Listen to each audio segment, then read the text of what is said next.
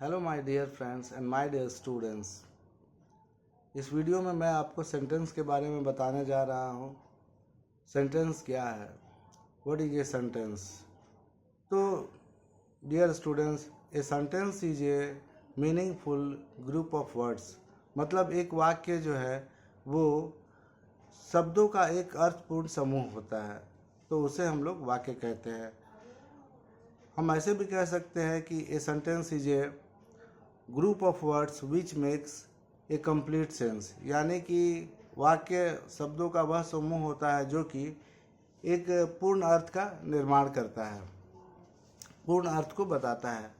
जैसे I am a boy, he is a carpenter, he is an engineer, etcetera. यानी किसी कथन को हम लोग वाक्य कहते हैं जिसका पूर्ण अर्थ निकलता है। अब प्रत्येक सेंटेंस के दो भाग होते हैं, सब्जेक्ट और प्रेडिकेट। तो ये सब्जेक्ट और प्रेडिकेट क्या होता है ये मैं आपको बताने जा रहा हूँ। तो छात्रों,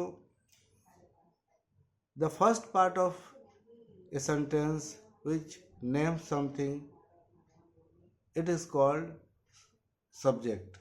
माने वाक्य का जो पहला भाग होता है जो कि किसी व्यक्ति वस्तु आदि का नाम होता है या सर्वनाम भी हो सकता है, उसे हम लोग सब्जेक्ट कहते हैं, जो कि उसी के बारे में जो है वो सेंटेंस कुछ बताता है, तो वह सब्जेक्ट होता है।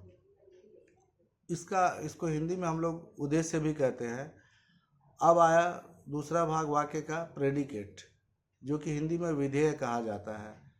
तो छात्रों, प्रेडिकेट वह होता है जो सब्जेक्ट के बारे में कुछ बताता है। The predicate is usually the second part of a sentence which tells something about the subject। यानी कि प्रेडिकेट वाक्य का वह दूसरा भाग होता है जो पहले भाग सब्जेक्ट के बारे में हमें कुछ बताता है।